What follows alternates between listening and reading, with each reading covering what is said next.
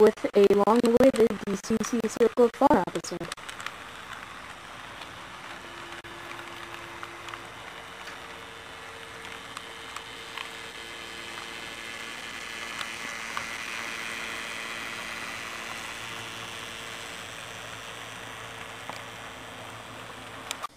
In this episode, I will be talking and explaining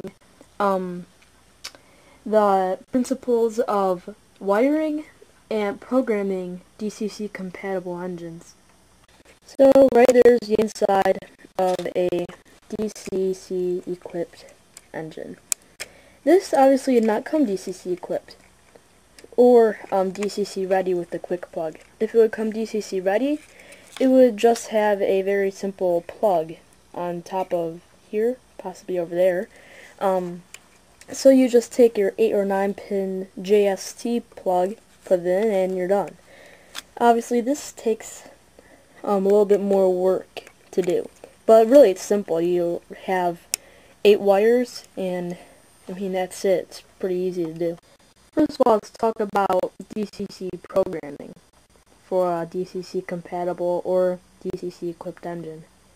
Always, before you permanently install a DCC component engine, or in other words trained as DCC, you always want to make sure that it is easy to program, well, that programs correctly, and that it operates normally. So right now this is set as locomotive 1, and it's in the reverse position. If I press light, the light will turn off. If I put it back on, you can see the light right there. And on your main base, when you press any button, it should just blink.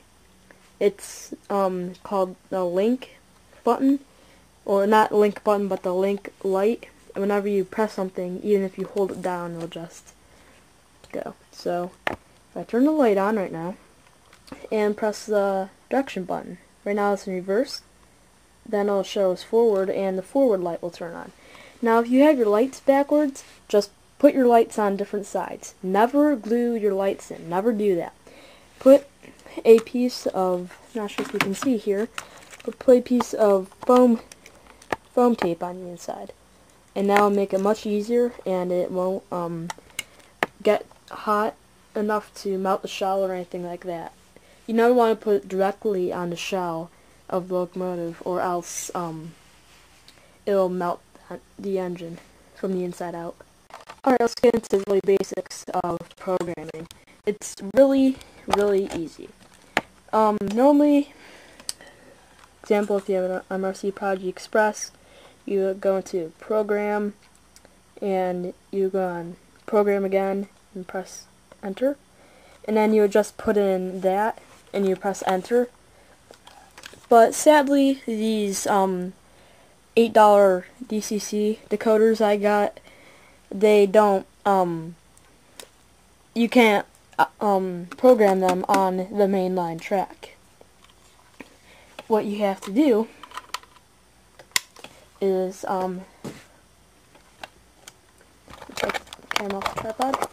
What you have to do is make a DCC programming track, like this one.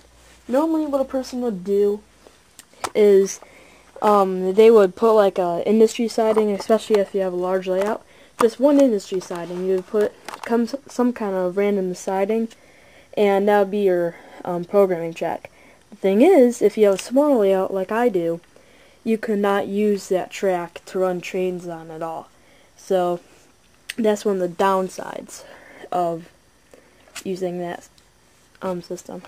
So what I do, I just put a piece of standard 3-foot flex track or sectional track, whatever the heck you want to put on. Put some pieces of cork on the sides in case an engine falls. It'll be cushiony. And I've had it happen in the past. An engine just randomly freaks out and jumps to the other side, and it rammed those pieces of wood on the ends. So you always want to have a little cushion at the end. And I've rammed my GP35E which has the snowplow and Mars lights and all that stuff.